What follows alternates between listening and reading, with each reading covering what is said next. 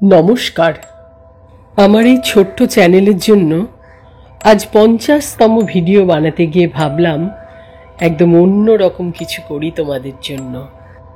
আজ বলবো একটা গল্প, ডুয়ার্সের বাংলো। লিখেছেন কুণাল কান্তি সাহা। তখন আমার আস্তানা জঙ্গলের ভিতর নদীর ধারের বাংলো। সামনে কুয়াশার চাদরে মোড়া অমাবস্যার ঘন জঙ্গল, কানে আসছে নদীর জলের আওয়াজ। শিলিগুড়ি থেকে বেরোতে দেরি হয়েছিল। সন্ধ্যার আবছা আলোয় বাংলোটা দেখে একটু দমেই গেছিলাম। দেখে যেন মনেই হচ্ছিল না যে কেউ এখানে থাকে।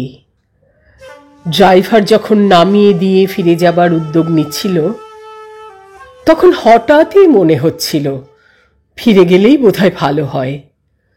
এমন সময়ে বাংলো থেকে একজন মাঝবয়সী লোক বেরিয়ে এসে বলল, কি খুঁজছেন স্যার? এটাই কি বিজনপুরের বাংলো? আমি প্রশ্ন করি। ও বলল, হ্যাঁ স্যার, আসুন ভেতরে। মালপত্র নামিয়ে নিয়ে এসে একটা ঘর খুলে দিল।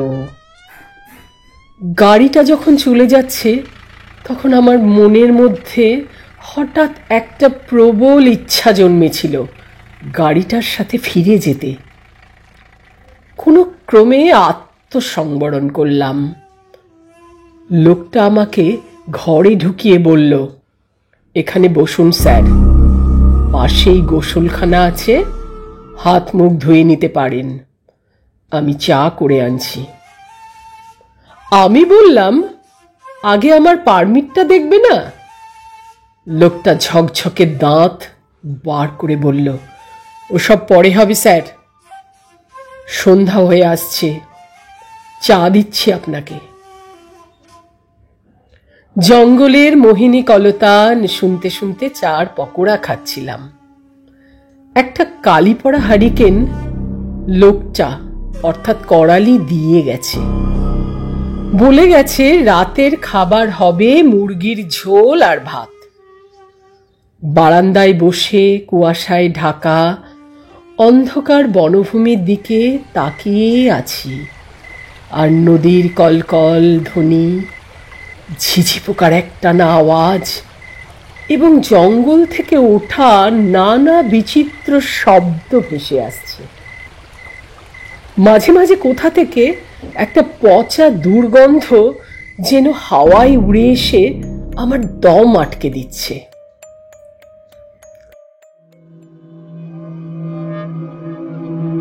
আমি একজন বন বিভাগের আধিকারিক। এখানে গোপনে একটা বিশেষ তদন্তে এসেছি। শুধু স্থানীয় রেঞ্জারকে সন্ধ্যার দিকে আমার আসার খবর জানানো হবে, এছাড়া আর কেউ কিছু জানে না। আমার মনের মধ্যে কেমন একটা ভয়াবহ আশঙ্কা জমে উঠছিল, যেন ভীষণই বিপদে পড়তে চলেছি। মনে মনে ভাবলাম, বহু জঙ্গলে থেকেছি, এমনটা হয়নি কখনো। সারা জঙ্গল যেন বলছে, পালাও পালাও। আমার এই দুর্বলতা কাটানো দরকার। একটা সিগারেট ধরালাম। স্যার, খেতে চলুন। আমি প্রচন্ড চমকে উঠলাম। করালি নিঃশব্দে এসে আমাকে খেতে ডাকছে। আমি মনে মনে নিজেকে খানিকটা ভর্ৎসনা করেই ওর পিছন পিছন এসে তৃপ্তি করেই মুরগির ঝোল আর ভাত খেলাম। রান্না চমৎকার। খেয়ে করালির দেখানো ঘরের বিছানায় শুয়ে পড়লাম। করালি যাবার আগে বলল, স্যার, বাইরে একটা চিতাবাঘ আনাগোনা করছে, বাইরে যাবেন না। আমি একটু দূরেই আমার ঘরে শুতে যাচ্ছি। আমি বেশ কিছুক্ষণ বই পড়ে ঘরের দরজা বন্ধ করতে গিয়ে দেখি দরজায় ছিটকিনি নেই।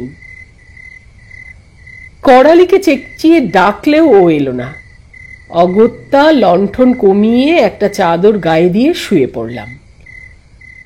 বেশ কিছুক্ষণ পর হঠাৎ একটা শব্দে ঘুম ভেঙে গেল।